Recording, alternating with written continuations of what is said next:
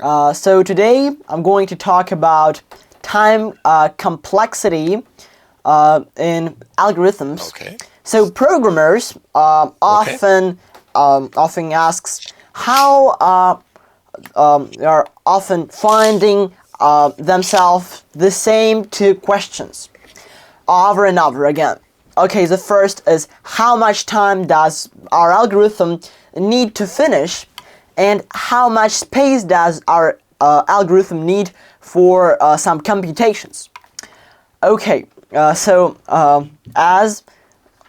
now the video says that if your program takes a lifetime of the universe to finish, it's not good. And similarly, if your algorithms requires space, the space equal to all bytes of all files on the internet, it's also useless. Well, one moment. I'll turn the demonstration on. Okay, so can you see the demonstration? I can. Yes, I see a snippet of program complexity analysis. Yes, complexity analysis. That's it. Okay. Okay. It finally Great. opened. Great. Yeah, no One problem. moment. Is it now? Oh, it seems That's that. a little bit. Wait, give me a second. Is it works now? I could see. I could see it. I can see it. And, not. That's about the right size. Yeah. So not bigger. Not bigger because that's. I could see the entire screen now. I could see. As programmers, we often find ourselves asking the same two Yeah, questions. that's it. again That's and it. Yeah. Okay. So that's good. Oh, That's so good. okay, so now you see it probably. Okay. Okay. So as I already said, if your program takes a lifetime of universe to finish, it's not good. And similarly, if your program runs in constant time, it runs very quick, but it requires a very lot of space. For example, all bytes of all files on the internet is also no good. It's also very inefficient program.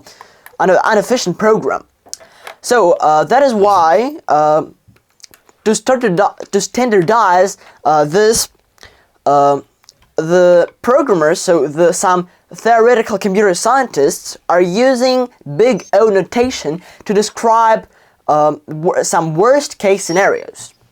Okay, now let's understand what this big O notation means. Okay, so a big O notation is used to describe a worst case scenario. So this gives an upper bound of the complexity. Okay, so as I already said, Big O only cares about the worst case scenario. So, for example, let's provide some concrete example of this. For example, we're searching for some number in the list, in the array, and the input of the number. The Big O notation cares about the worst case. So the worst case arrangement, worst possible arrangement in our case is when the target number is the very last example. Okay, so for this particular example, traversal is linear with respect to the list size. Okay, now the same concept, the same idea applies to space complexity. Okay, so we can analyze the worst case space usage for some particular input. Okay, now let's.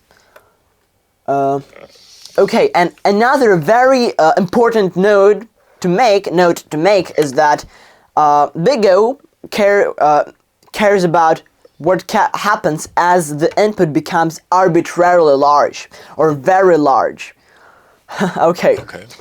So for these reasons, we can ignore some constants and multiplicative factors while we are wrapping some mathematical expression into Big O notation. Let's look at some example. Let's now clarify some big O notations. So if our program works in a constant time, that means that it works. The big O notation is big O of 1. So in this way, the constant time complexity of the program is written. Now, the logarithmic time rise in this way: O of log n, or logarithm of n. Now, linear time is simply O of n, big O of n. So so an important note to make is that n is the size of the input. Is almost every case that is the amount of input. Okay. Now the next time, logarithmic time, that is not very common, or not very yes, that's not very common time complexity, but if we want to write this in big O notation, that's going to be O of n times log n, or simply O of n log n. Now the next is quadratic time. So if, for example, our program requires quadratic amount of operations, that means that our big O notation is O of n squared, O of n squared. And for cubic time, that is O of n to the third power. And the next is exponential. So that is the very important note, that that here any number greater than 1 raised to the n results in exponential time. For example, 2 to n, 2 to the nth power, for example, and any number, 2, 3 to the n power, etc. And there are also factorial time and some other times, time complexities. So by the way, almost every mathematical expression can be wrapped into big O notation. Okay. So now let's look at some examples. So as we can see, as we have talked, the big O only cares about the worst case. So when we're determining, so we can simply remove some constants or multiplication by smaller terms, and etc. So okay. So for example, we have an expression. The first expression, can you see it on the slide? Can you see the slide? Yes. Okay. Yeah. So the very first expression on our slide is O of n plus c. O of n plus c. So as we have already talked about it, the time complexity for this expression is simply O of n, because we can ignore here, or we can simply remove some constant. The constant, yes. We can simply remove the constant here. And when we multiply some constant c by n, by the size of input, for example, we can again ignore constant here, and we can say that the time complexity of this is also linear. And so that means that if we wrap this into a big O notation, that's going to be just O big O of n. Okay. Now let's consider that we have some function called f. So f of n is the function that describes the running time of some particular algorithm for an output of size n. So as you can see on the slide, there is some large expression, but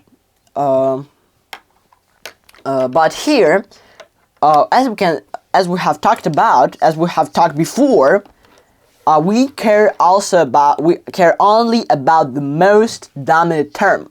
So the most dominant term here is 2 of n squared, or of n cubed. So that is why the time complexity, the big O of f of n equals to n cubed, because we can ignore here, or we can remove 2 here, the constant. Okay, now let's look at some practical examples to clarify a bit. Okay, now the first example of constant time complexity. Okay, so on the left side, we can see that some simple mathematical calculations or loops, or some mathematical calculations or formulas with some fixed or constant variables always requires constant time. So if we want to, so for example, the variable a equals to 1 and b equals to 2. So if we want to know what is a plus 5b, we're going to determine it in a constant time. And on the right side, we have a loop. So we're looping while I is less than 11. We're adding 1 to the loop. So as there is some fixed iteration in loops, fixed amounts of iterations in loop, we can say that this algorithm works in a constant time. Or constant time, also known as O of 1, big O of 1. Okay, now let's look at some other examples. On the left side here, we can see that we're looping every number from 0 to n. So we have no. So n is the input variable. So we just loop every number from 0 to n. So as we have looked through n numbers here, the time complexity, the f of n. So before we have considered that f of n is the function that describes the time complexity of this algorithm. So f of n here is just n. So the big O of f of n is also O big O of n. So this algorithm runs in a linear time. And for the right side, we can see that we're not moving every time, we're not incrementing this by 1, but we're increasing the I variable by 3. So that is why this function f of n is equal to n divided by 3. But we can ignore here, we can remove here divided by 3 because that's the constant. That is why the big O of f of n also equals to O of n. So that these are examples of the linear time complexity. Okay. Now, let's look at some other 2 examples. So the first example may be obvious, since we are doing n work at the inner loop and n work at the outer loop. So that is why so n times n is n squared. So we can see that in this case time complexity is O big O of n squared. But what about the second one? What can we say about the second one? Okay, so here we replace the 0 by n, by I. So we're starting our loop not from 0 but from I. Okay, let's look at the time complexity of this algorithm. So for a moment, let's focus on the second loop, only at the second loop. since I goes from 0 to n, the amount of the non-inclusive, the amount of looping done is directly determined by what I is. Okay, so that means, to put more simply, we can say that so when we have I equal to 0, we're doing n work. But if I equal to 1, we're starting not from I, we're starting our loop not from 1, but from not from 0, but from 1. So that is why we're doing n minus 1 work. If I is 2, we're doing n minus 2 work, and etc. So now the question becomes, what is n plus n minus 1 plus n minus 3 by plus n minus 2 plus n minus 3, and etc. Until we're adding 1. So remarkably, so that is, by the way, that is the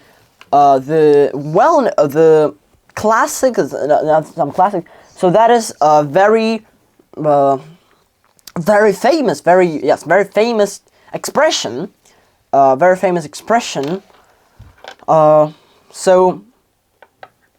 This turns into n times n plus 1 divided by 2. So if we wrap this into big O, we can see that here n times n is n squared, and we're looking at the most dominant term. So here the most dominant term, as we can see, is n squared divided by 2.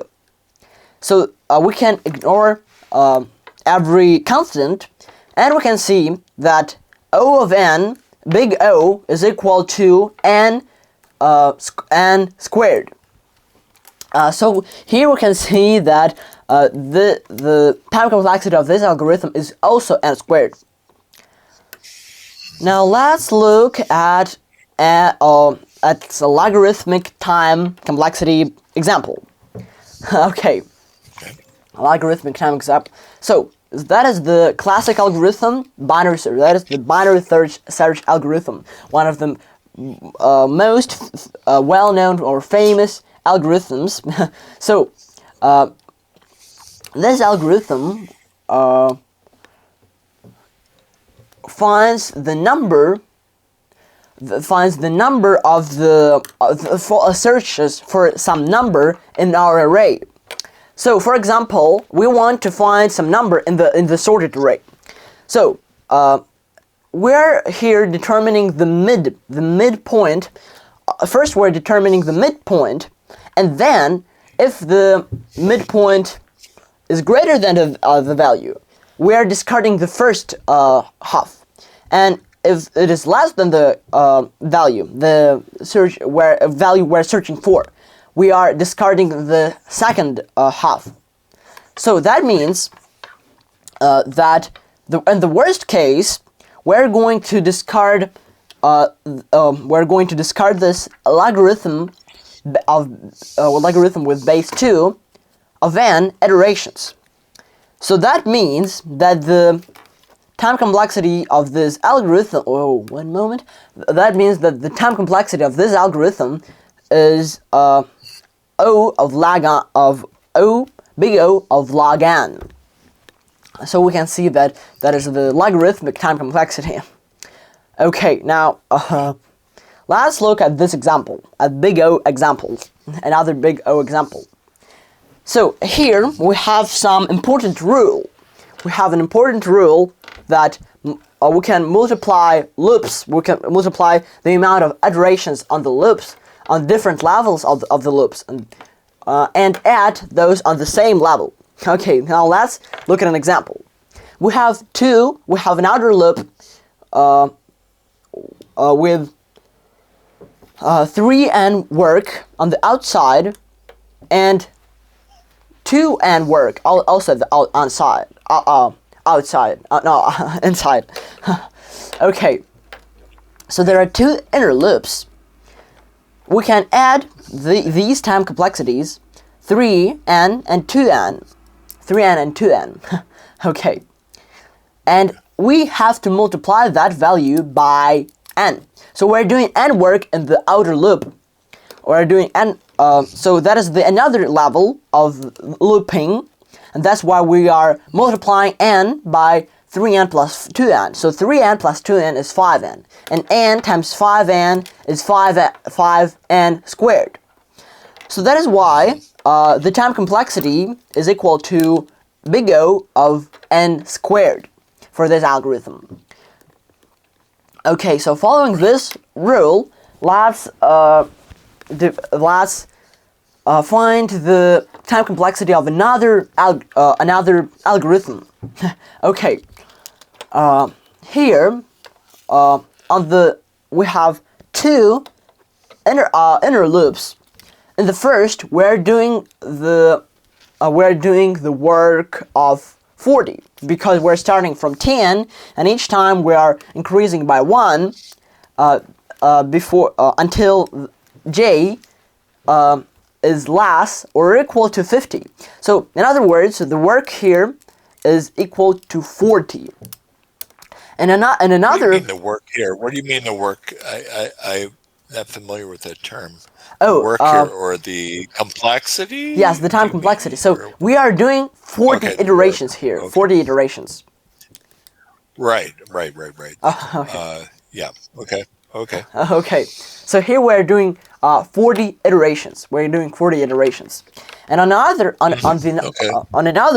inner loop, we are looping every number from 0 to n squared. And we are adding 2 to j variable every time.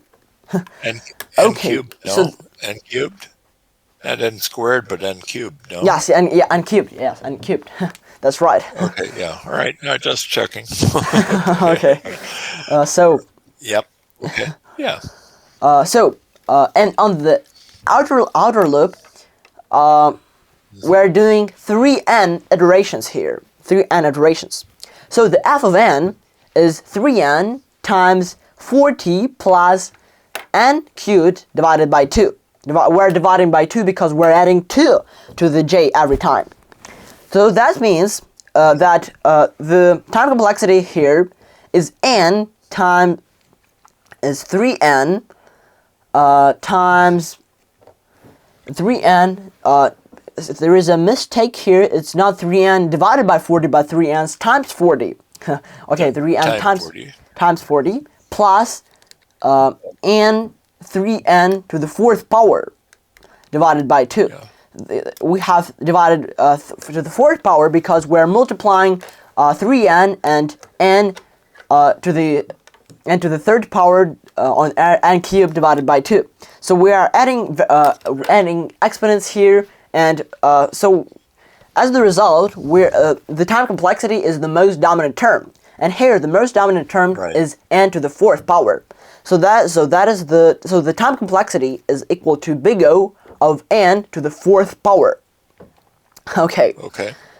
So there are a lot of others big O examples, big O notation examples. So for example, if we want to find all subsets of the set. So that involves the time complexity of 2 to the n power. So that is the exponential time. So because there is a formula for all subsets, time complexity, and so this equals to 2 to the n power. Okay. Now if we want to find all permutations of the string, that's going to take like factorial time. So the factorial function is well-known fact that the factorial function grows very fast, very quickly, and it's very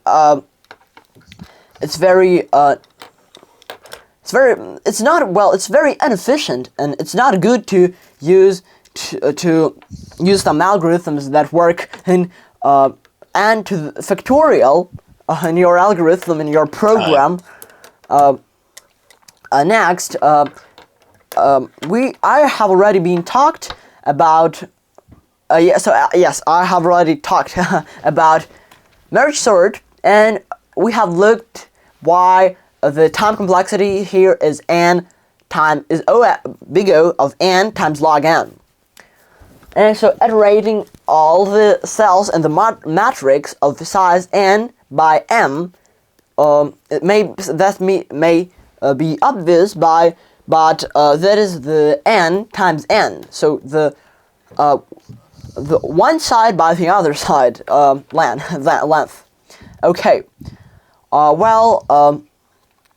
So there is a lot of different big O notations. So and this may seem complicated, but as you can see, that is very easy algorithm, very easy some feature of some algorithms, and it is also very important feature. So every programmer wants to know which time complexity, in which time his algorithm is going.